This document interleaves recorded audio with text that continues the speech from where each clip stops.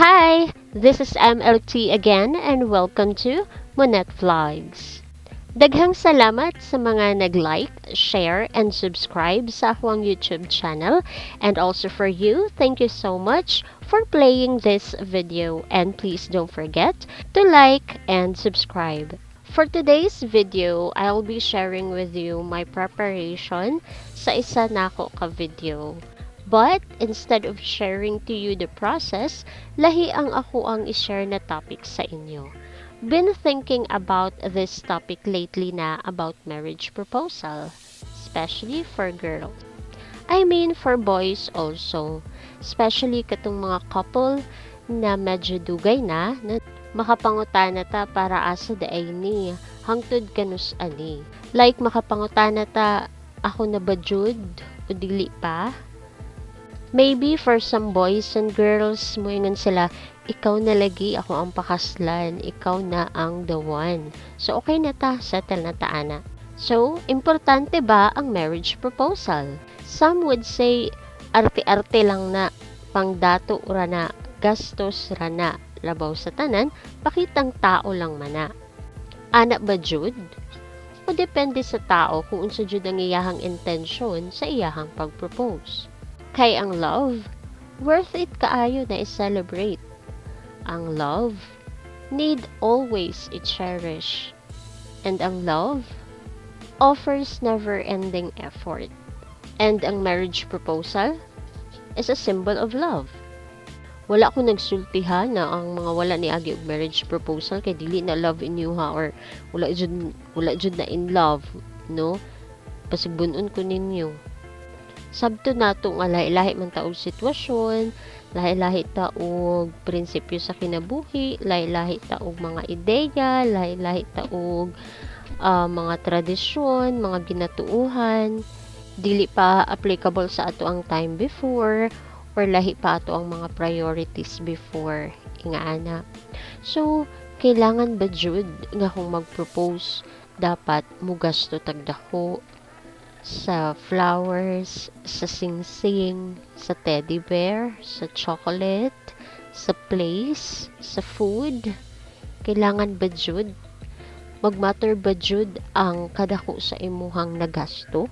Makatawa ko kay napagani uban tan-awon ang sing-sing kung gold. Maprinda ba? Mahalon ba? Nay uban tanawon ang flowers kung katubang pinakahumot o pinaka-colorful. Tanawon ng chocolate kung katubang pinakamahal. Tanawon ng teddy bear kung katubang pinakadako ang gihatag. No, dili jud siya kailangan. Maski pag ganig walay sing-sing, maski pag invisible ring lang sa, okay ra kaayo. Ang importante ang moment no nga gihatag nga nagpropose ang lalaki sa imuha o ikaw lalaki nakahatag ka og ing ato ka memorable nga moment sa babae. And dili man kailangan na kumpleto. Ako magpropose ka na nakay sing-sing, na nakay bulak, teddy bear, chocolate. Iho ang babae, dili ganahang chocolate. Nga tagaan ni mong chocolate. 'Di ba? Sing-sing lang sapat na. Or teddy bear, kung ganahan siyang teddy bear, din tagaig teddy bear. Hindi na kailangan og bulak nga isa jud ka bouquet. Why not isa ka stem lang, 'di ba? Sa bulak. Ug dili kailangan sa mamahalon nga lugar, no? Well, kung kaya nga nung dili, 'di ba? Pero kung dili kayo ma-afford, then pinakasimple nga pamaagi sa marriage proposal ang pwede nimo mahatag. Ug maski pag simple kaayo na siya, again, memorable kaayo na siya, especially sa babae. Unsay unsay bation di ay no sa part sa babae kung mag-propose ang lalaki, no? Kabaluta nga sa side sa lalaki, of course ang lalaki jud ang sa kultura, no, ang lalaki jud ang mag-propose kay ang lalaki ang silbi na magdala sa pamilya, 'di ba? So kung siya mag-propose, pasabot siya mismo ready na mahimong amahan, mahimong papa, no, mahimong ginatawag nato nga haligi ng tahanan. Okay, so pasabot proud siya na mag-start na og pamilya, nga mag-start na og plano kay pakaslan na taka. Ing ana ang feeling sa babae, no, na ma-feel niya na ready na si boy, no, ang lalaki na panindigan ka.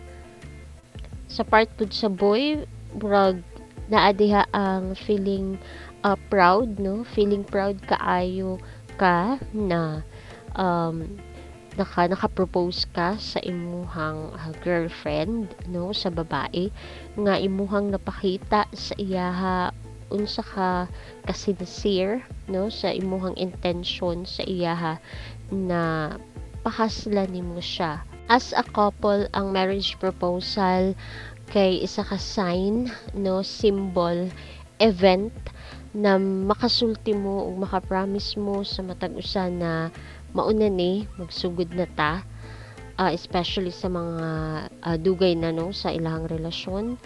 Magsilbi siya na mura siyang alarm, no, na this is it na jud, siya na jud, no, kay kumuingon ka og yes sa simbahan na jud, no, ang hantungan ninyo, and nag-step up na, nag-level up na ang inyong relationship into something more serious, no, na dili lang financially dapat ready mo, dapat pod syempre ang inyong kaugalingon, no, ready ninyo kay kabalutan na dili jud sayon ang mosulod sa kaminyo uno kanang pagpakasal. Mao gani nang naiuban no nga nagpropose ang ilahang uyab nya wala di ay nag-yes, no, ni no di ay ang babae. Maunay nakanindot pod, no, isa sa marriage proposal kay lagi dili enough, no, na moingon nga toong partner ikaw na lagi pakaslan lagi ta ka paghulat lang ingani ana, no, pero wala ta kabalo kung unsa to ka tinuod kato na mga istorya, kato na mga promises na gihatag sa imuha sa imuhang partner, no, makita nimo kung kaya gid ba niya, no, na mag-propose sa imuha atubangan sa mga tao, kadaghanan sa mga tao, kung sa part pud sa girl, kung sige pud siya promise sa imuha na ikaw na lagi, then ma-prove jud na nimo sa marriage proposal ninyo, no, kay kabalo ka unsa kabugat ang yes, no, sa marriage proposal ug unsa pud kasakit ang no, no, sa marriage proposal. So matest jud nimo, makita gid nimo kung siya na ba jud, tinud-anay na ba jud o dili, no, pamaagi sa marriage proposal. Again, wala akong nagsultihan na ang wala nakaagi og mga marriage proposal diha or what kay failed ang relationship or walay love, wala na in love, or wala kahatag effort man lang or unsa sa ilahang partner.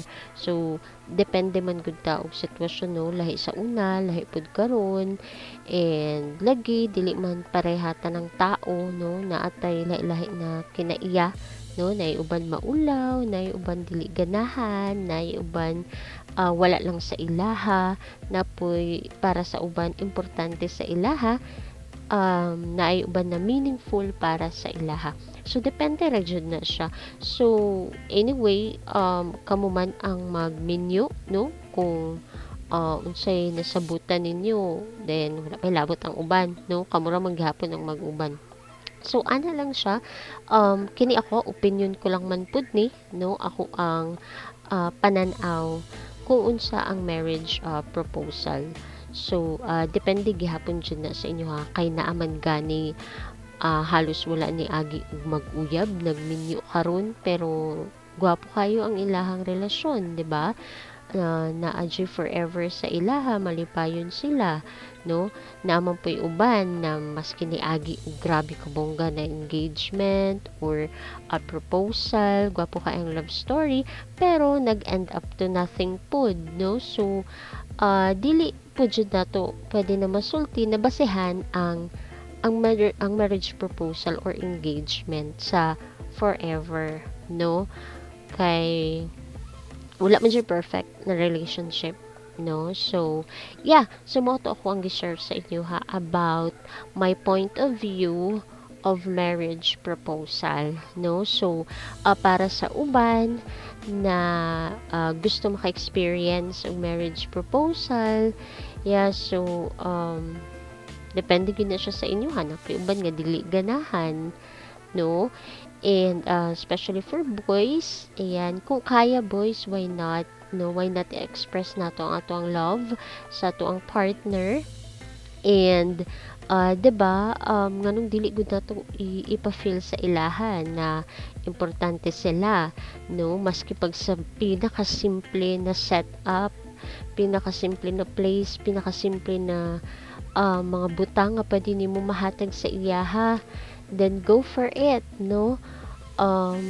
Just make sure lang na sincere ka, no? Muna pinaka-importante, sincere ka, sincere mong duha sa event, no, na marriage proposal, ug tinud-anay ang inyong pag-say yes and no. Ayan. Unsa pa ba akong madugang? And dili lang man pud ni siya para sa mga manag-uyab karon, no, na padulong pa ikasal o naa sa medyo taas na panahon na relasyon, maski pa siguro minyo na naanay pamilya, if gusto nimo ipa-experience sa imuhang wife, 'di ba, ang marriage proposal, then why not, 'di ba? Make it special, ana.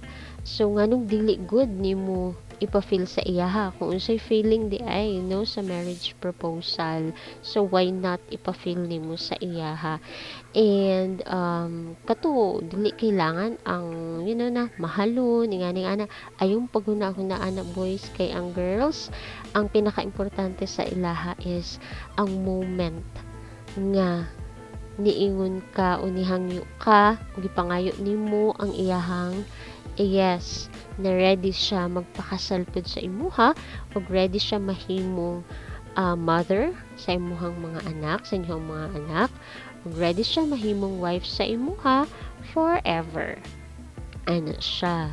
So, yeah, daghang salamat sa pagpaminaw, no, sa akong point of view about marriage proposal. And I know na apod may mga line-line nga mga opinion about marriage proposal, so please feel free to share that one. Also, you can comment down below in the comment section, or you can also leave a message. Ayan, so done. As you can see in the video, human ako sa ako ang preparation. Yes, medyo kulang-kulang na lang gamay, no, kay sama sa relasyon ang pag-makeup dili jud dali ug dili jud perfect, ana. So nagapolish na lang ko karon, and yes, human ako sa preparation na ako. So guys, kung gusto pud mo na ay naamoy topic na gusto nato istoryahan or what, pwede po mo mag-suggest, no? Pwede po mo ma-share sa kuha sa inyong mga point of views or opinions. Ayan. So, thank you so much again for visiting my channel and playing this video. And please do hit the like and subscribe button. And see you soon for my next videos. And thank you so much for your time. And yeah. Bye! See you soon. Bye-bye.